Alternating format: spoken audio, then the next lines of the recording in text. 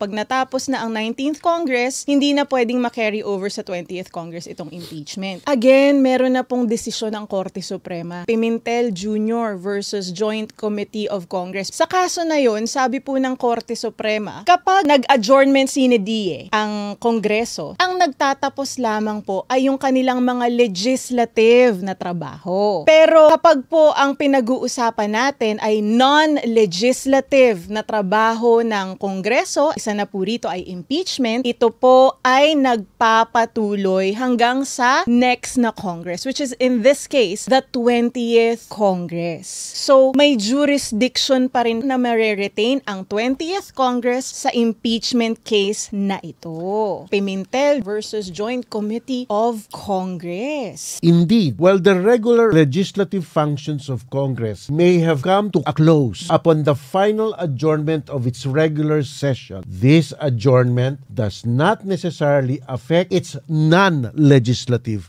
function. Ang impeachment court ba, is it a legislative or non-legislative function? Non-legislative. So, ibig sabihin mo, Professor Jen, may mga iba't iba silang mga function. Ang pangunahing function na alam natin, legislative, nang babalangkas sila ng batas. Ang pangalawa, para maging impeachment court, ito na ngang ginagawa ngayon. Pangatlo, maaari maging electoral tribunal. So, ang sinasabi mo, isa lang dyan ang with legislative function. Yung dalawa, hindi legislative function. Tumpak. Ang sinasabi mo, ayon sa Korte Suprema, bas natapos na ang legislative function, hindi ibig sabihin na yung dalawang iba pang function, yung quasi-judicial, which is impeachment, at saka in a sense, yung quasi-judicial, which is electoral tribunal, hindi sila nagtatapos. Tama din. Legislative lang ang nagtatapos, kaya klarong-klaro. So, basta sinabi mong non-legislative function, kung ikaw ay naglilitis at naghahatol, ikaw ba ay bumabalangkas ng batas? Hindi. Hindi yun legislative in nature.